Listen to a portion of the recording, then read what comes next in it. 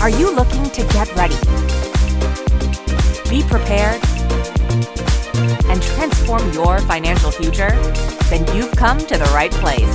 This is the Get Ready Money podcast with Tony Stewart, where Tony has insightful conversations with financial experts who are changing the way we think about money. Catch up on the latest financial trends and hear practical advice from Tony and his expert guests so you can build healthy habits that work. Be empowered with tips for implementing small changes that can have a big impact on your financial future. So sit back and get ready to hear from today's guest. Welcome to the Get Ready Money podcast, changing the way we think about money. I'm pleased to be joined today by Emily Rasmussen. Emily is the CEO and founder of Grapevine.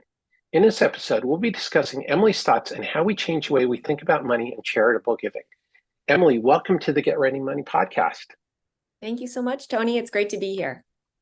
Yeah, excited to have you. Let's get into it. This is a question I always ask everybody. Tell us about yourself. What is your origin story? Oh dear. My origin story.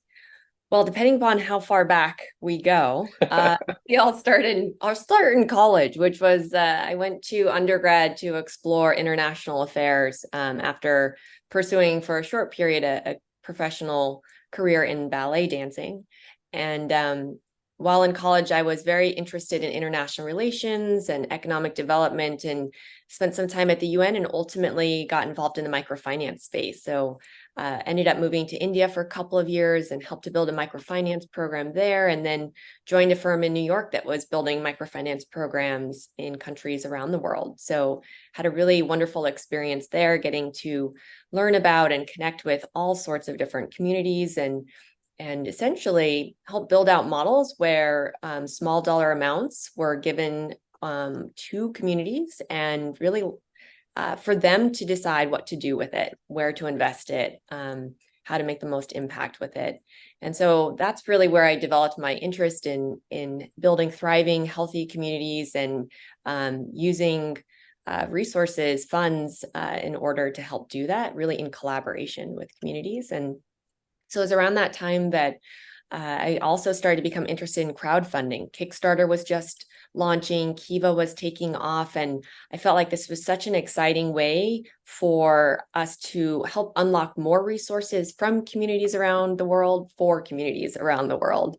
But I wasn't exactly sure what that looked like. I didn't have a tech background. And so I went to business school for a couple of years to explore that and had some great experiences, got to consult for Kickstarter and launch a crowdfunding platform. And ultimately, just felt like there was an opportunity to move beyond the transactional crowdfunding campaign to something more community-based and more recurring and collaborative.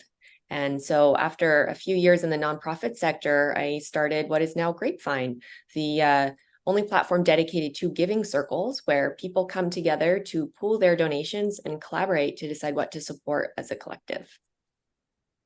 That's awesome. That's quite the story. And, I love the concept of the giving circle. Maybe you could go a little more in depth about what is a giving circle and how it works. Sure. Yeah. A giving circle is really a concept where a group of people come together either to deepen an existing connection, right? Maybe it's a group of friends or family group, a book club, something like that, or a group of people that want to meet for the first time. Whatever it is, it's about community coming together to pool their donations and then collaborate to decide what organizations or projects, initiatives they want to support as a collective.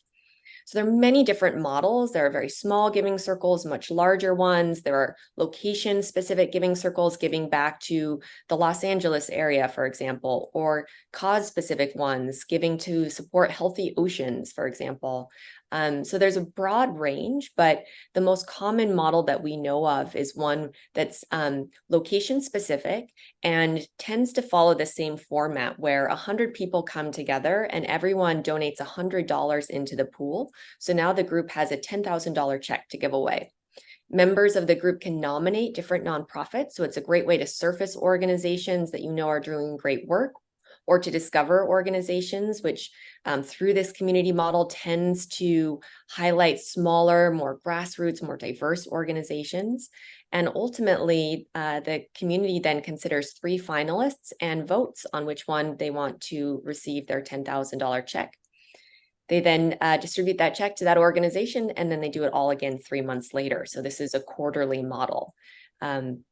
So that is just one example. Like I said, it really can vary, but this is a whole grassroots movement that started here in the US in the early 80s. And it was primarily women coming together who initially started it, and women who weren't in the highest net worth bracket, but might be in the mass affluent bracket, who had $100 a quarter or maybe $1,000 or $5,000 a year to give and wanted to work together to make a bigger difference collectively. So that's where it started, and it's just continued to grow. Our latest numbers on the movement are from about 5 years ago now, but they showed that Giving Circles had moved almost $1.3 billion to nonprofits across the country and engaged 150,000 people or more. So certainly a model that we're seeing is resonating with a lot of people across the country, and increasingly growing and expanding in terms of the types of people who are getting involved. That's fantastic. And for those of you who are watching and listening who have your own podcasts, I'll put out a pitch right now. I'm honored to be a founding member and leader for the Podcasters for Good. So please reach out to me if you'd like to join our Giving Circle. We're just getting started, but we have big things planned. So please reach out to me. So Emily, thanks for letting me put in a pitch right here. So as we talk about Giving Circles, I think one of the things that I'm excited about is how they're changing the way we're thinking about charitable giving. How do you see Giving Circles changing the way we think about money and philanthropy? Yeah, it's a great question, Tony. I think it's really interesting, actually. I mean, there are a few different angles that I could take here, but I think one of the things that's interesting to me about it is that it helps us realize that when we collaborate, we can have a greater impact, right? So when we give $100, it might feel like a drop in the bucket. And I think there are a lot of people, what we call everyday philanthropists, people who are, again, not the highest net worth, the ultra high net worth individuals, but everyday people who might have $100, $1,000, $10 to give here and there. It's easy for us to feel like we can't make a difference with our money. And so what's the point, right? But I think with the Giving Circle model, when you see the power of 100 people giving their money collectively, that turns into one $10,000 check. And that's something really meaningful, especially when we're looking at where that money goes. We often talk about Giving Circles being a powerful force for diversifying and democratizing philanthropy, because it's engaging a broader range of people and giving back, which also we know feeds into where that money goes. We know that who gives matters when we look at what types of causes and communities are prioritized. So it's definitely important, and I think not only because of the money that it's unlocking and the way in which bunching or pooling that money together can make a bigger impact, but then also where it's ultimately going. So I think that's one thing. I do think Giving Circles are changing people's perspective on how and whether they can actually make a difference with their money. I think the other thing is that it changes your perspective on your agency, right? So now you get to be part of a collective and helping to move a $10,000 gift. You get to help inform where that money goes. And so I think that's also a very powerful way in which this is kind of shifting our perspective on money and our ability to make a difference with it. Yeah, I love it. And one of the things you and I have talked about, and we were talking about this pre-show, is, that the prospect of it really being a powerful tool for smaller nonprofits that don't have, a dedicated development staff, fundraising staff, where they can go out and get their community involved in a Giving Circle to support them. So, I love it. I think that it really is going to change the face of charitable giving. And as you said, is help people to understand that, if you give $10, if you give $100, that can still make a difference. And that pooling your donations can make an even bigger difference. So I think this is fantastic stuff. So, let's switch gears for a minute and get into the get ready questions. The first one is, what is one simple thing you can do each year to set yourself up for financial success? Well, I'm more focused on giving money away, getting money out into communities than That's good. So these questions I found a little bit a good challenge for me to think about. But as I was reflecting on this question, one thing that I've always believed in is just investing in yourself and investing in your skills. And I think now more than ever, right, everything is changing so quickly, and just a formal education is wonderful, but beyond that, that continuing education, continuing learning and developing your skills, I think is very important. So I would say that invest in continuing to upgrade your skills. I think there are, ways that you can do that and get your tax deductions for those investments while also expanding your knowledge through simple things now, like online certificate programs, e-learning programs. It's also available. And I was recently exploring some machine learning and AI programs myself, just with all of the advances there and how to think about that as a business leader and incorporating that into our strategy and thinking. And just amazed by the opportunities from providers like MIT and Google and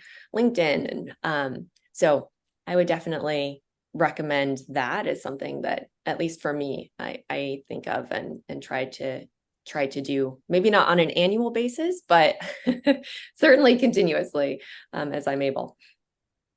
Yeah, well, I think that's fantastic advice for everybody out there, is because as you're going through your career, is, there's only two ways that you can increase your cash flows. That's either decreasing your expenses or increasing your income. And most personal finance gurus focus on decreasing your expenses, but there's a limit to where you go. So increasing your income, I think, should be a bigger focus for people. And as you point out, is increasing your skill set is going to help you increase your income.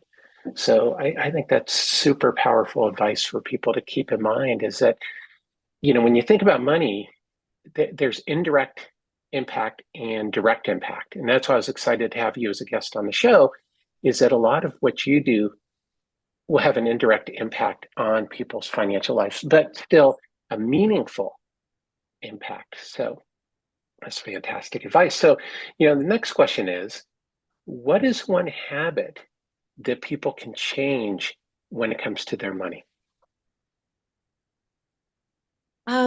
So I think a lot about money and the kind of impact that it can create in our communities. And so I work with a lot of donors. I talk to a lot of donors. And so one of the things that I often see that in that space, as people are thinking about their money and the impact they can have, is they tend to not think about it so much until there's that moment, right, that nudges them to do so. And in the giving space, that tends to be at the end of the year, right? So you're doing your taxes, you're itemizing, and it makes sense for you to incorporate your donations. So you have, you're planning around your charitable tax receipting and everything done for that at the end of the year. And so I think that is smart, and there's a lot of good reasons to think about giving in a particular year. And there's some great strategies around that as well that enable people, especially now with the standard deduction being so much higher. I think, it makes a lot of sense to think about bunching your giving, and maybe you don't itemize every year, but you do every few years. And when you give in that way, maybe you give in one large amount to a donor advised fund, for example. I always encourage people to look at that model. It's an easier, lighter weight model than a typical foundation model, and we can talk more about that. But anyway, even if you're giving based on those tax reasons and financial planning, which makes sense and is smart, I think decoupling that from how you think about distributing that money to the nonprofits and how you think about your impact over time is an important thing to do. And with resources like foundations and DAFs, we now have the ability to kind of decouple those two decision points around when we're giving and our tax write-offs and all of that, and then thinking about actually getting money out into the community in a recurring way where we can build impact over time and have more consistent flow of funds out into communities. So I think that's what I would I would challenge people with is to think about decoupling those things. And on the impact side, think about giving in a way that goes beyond just end of year giving when you're actually getting that money into the community. Yeah, well, that's great advice. Could you give us a quick definition of what a donor advice fund DAF is? Sure, yeah, happy to. So a donor advised fund or DAF account is essentially like a charitable giving savings account for donors. So traditionally, you can think of a foundation, right? Where when you have a certain amount of resources, you might want to donate in a given year. You set up your own 501c3 private foundation and you deposit that money into the foundation, and then you can dole that money out over time. And there are certain, setup costs, I think at least 15 to 20K probably just to set up an organization like that. And then annual disbursement requirements, 5% plus to get that money out into the community. A donor advised fund gives you that same kind of benefit of being able to make one big deposit into a charitable entity in a given year, except instead of you having to set up your own charitable entity, it's essentially like a sponsored bank account by another charitable entity. So Fidelity Charitable, Schwab Charitable, Vanguard Charitable, most community foundations, all of these are donor advised fund sponsors that will accept your donations into your charitable savings account, give you that immediate tax receipt in that calendar year when you make that contribution in, but then you maintain control to advise them on which organizations you want that money sent to over time. And there are no annual payouts or any of that that you have to worry about, or setup fees, like I mentioned. So it's a lighter weight, easier way for you to essentially have the same kind of charitable pool for you to work with. That's fantastic. That is super helpful. Do you happen to know the minimum to establish a DAF by any That's chance? a great question, because DAFs were initially more targeted toward the higher net worth donors, but as a more flexible model. And so there are a lot of DAFs initially that were set up where a DAF sponsor would require someone to set up a new account with maybe $100,000. Some are, I believe, Vanguard, for example, is $25,000 to start a new charitable account. However, over time, over the last 10 years, as these have continued to grow in popularity, that minimum has been going down. And so Fidelity Charitable, for example, used to have a $5,000 minimum, and then they got rid of that minimum, I believe, a few years ago. And so now anyone can essentially start their own DAF with maybe just $5 or $10 like you would with a savings account in a lot of places. And then some of these organizations, or I believe most of them, will have some minimum amount that you need to actually recommend that is directed to a nonprofit. So it might be $50 or $100 per donation at a minimum to actually send that money out over time as well. While that money is sitting in that account, I also want to note that it can also earn interest. It can be invested, and depending upon the sponsor you work with, you might have different investment options for those funds, but it's another way where you can continue to build value with those funds sitting there before you actually get them out into the community.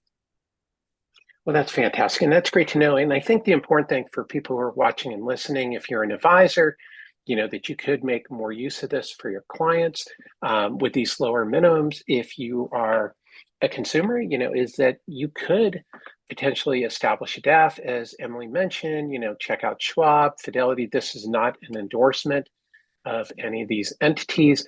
But the other thing that you may want to think about, and this is definitely not financial advice, but check with them if you can roll over the balance of a large IRA that you're not taking minimum distributions on, is you may be able to work with these entities on some planning techniques that could benefit you in many ways, but at the end of the day, really help support those organizations that you care about in a meaningful way. So that's fantastic. So Emily, the next question is, what money myth are you trying to break? What money myth?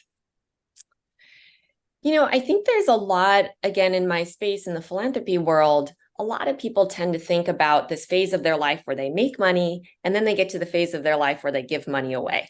Mm-hmm.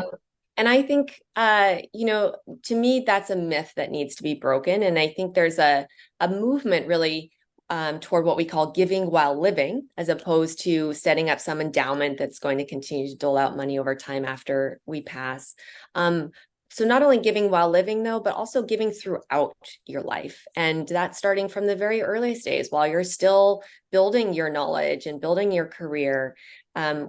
We talk about money and the compounded interest, and building money over time. But I think there's compounded impact as well when you start to give earlier. And not only because you're getting that money out into the community earlier, and that can have ripple effects of impact, but also just your own experience getting started, just making that first $100 donation or joining a giving circle like the ones we support on Grapevine, where you can be part of a bigger contribution, even if your part is a smaller amount, where you get to learn, you get exposed to different types of organizations and causes and ways of thinking about impact, so that over time you can continue to develop. And when you have more and more resources, you'll have more clarity for yourself on what you want to do with those funds and how you can be most effective with them.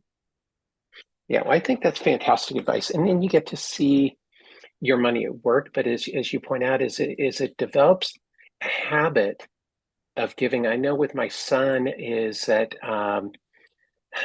probably when he was in 8th grade is he became a walk leader with JDRF for their one walk.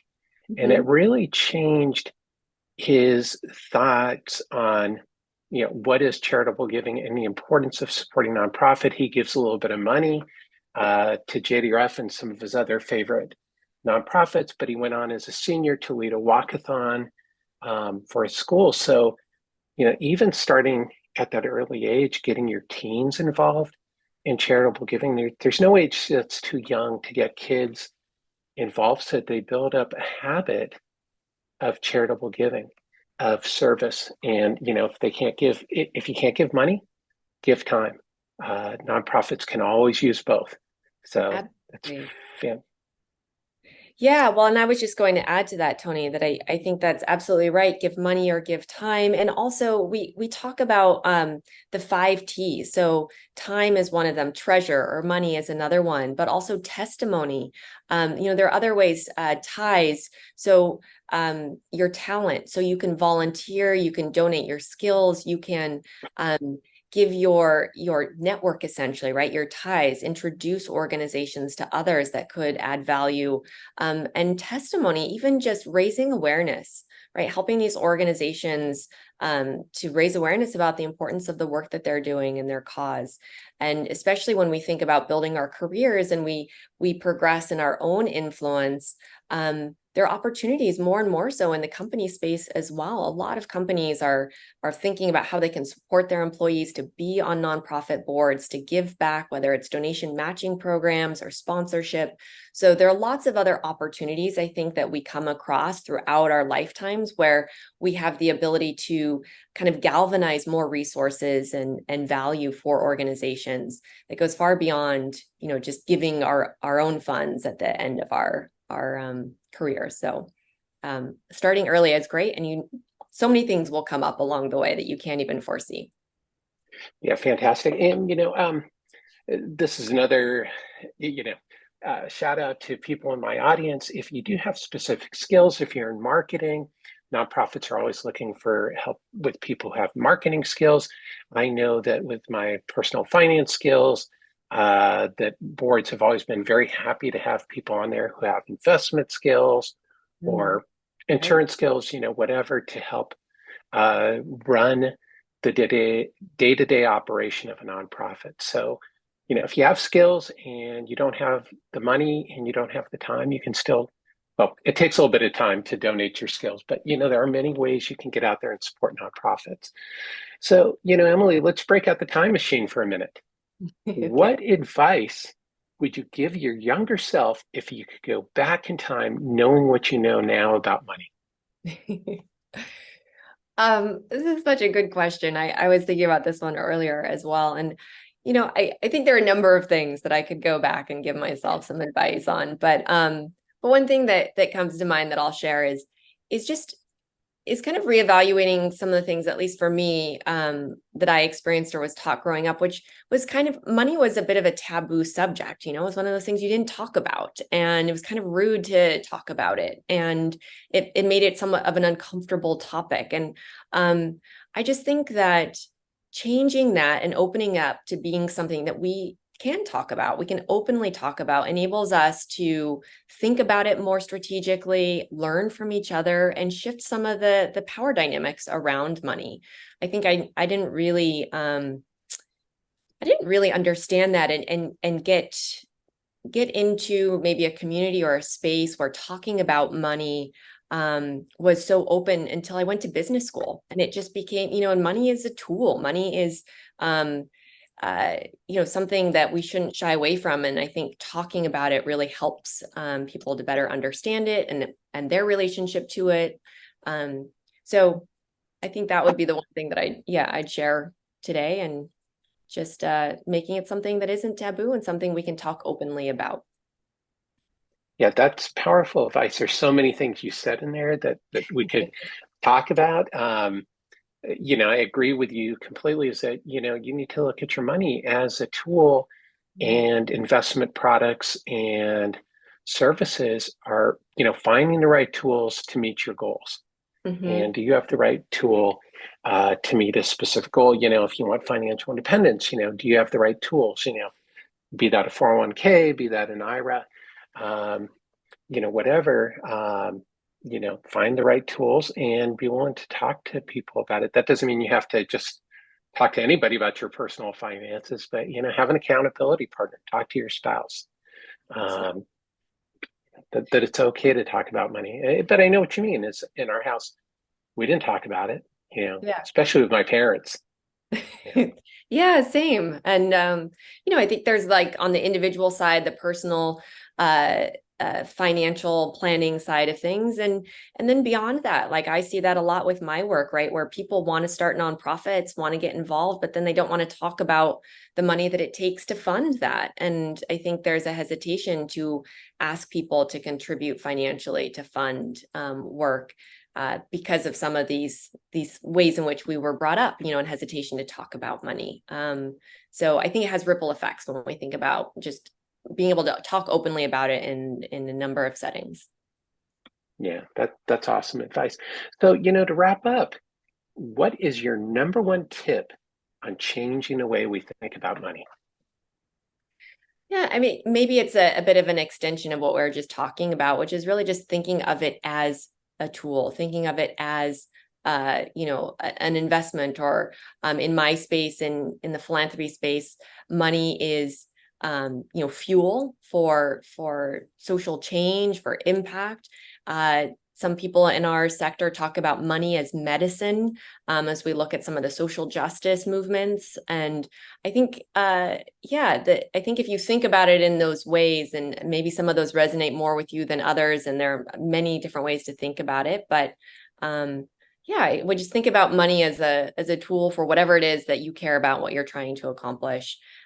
Not revelatory advice at all, but it's definitely helped me in thinking about money more strategically, and in building the kind of life that I want, and the kind of impact that I want to have, in making that direct connection, thinking about it that way.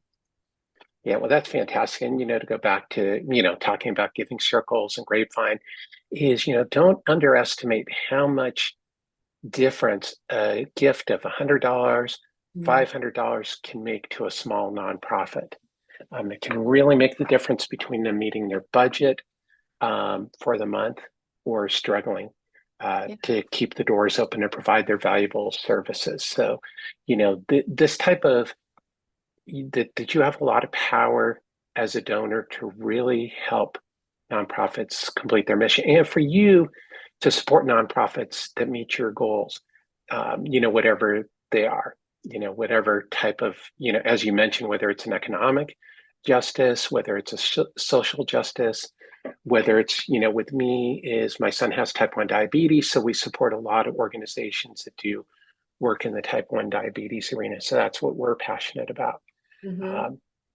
So I love it.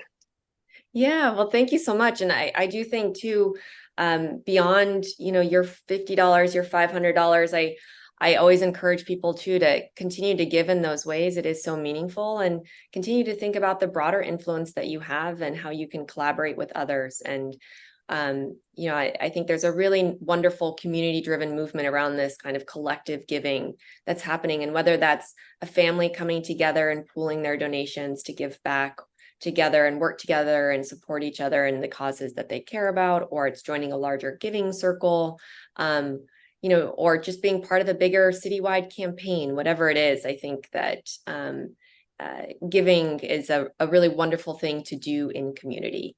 And so always encourage people to seek out those opportunities too, and that can make those $50, $500 donations even that much more meaningful. Yeah, that's great advice. So Emily, where can people learn more about you? Where can they connect with you? Where can they learn about Grapevine? Yes, thank you, Tony. So grapevine.org, you can find us there. And at Grapevine Giving, you can find us on most social platforms. And really, please do reach out. We are the only platform dedicated to this kind of collaborative giving model. And whether you're interested in finding and joining a giving circle near you, we have over 900 groups on the platform, and tens of thousands of donors in them across the country, giving back to different communities and causes. So we'd love to help you find a group that resonates. Or if you're interested in starting your own, maybe for your own community or a cause you care about, maybe just for your friend and family group, we'd love to help you start a giving circle as well. So please reach out, and we and our broader community would love to hear from you and get you involved. That's fantastic. And of course, to everybody watching and listening, as always, there will be links to Emily's social media profiles, to Grapevine social media profiles. And if you are a podcaster, please reach out to me to talk about Podcasters for Good. And I will commit here on this podcast episode, I am starting a group on Grapevine for financial literacy. So by the time this podcast gets open, it's a commitment for me to actually get the group up and running. So when you're watching or listening to this episode, if you have an interest in changing the way people think about money, please reach out to me to join that group on Grapevine. So Emily, thank you so much for joining us today.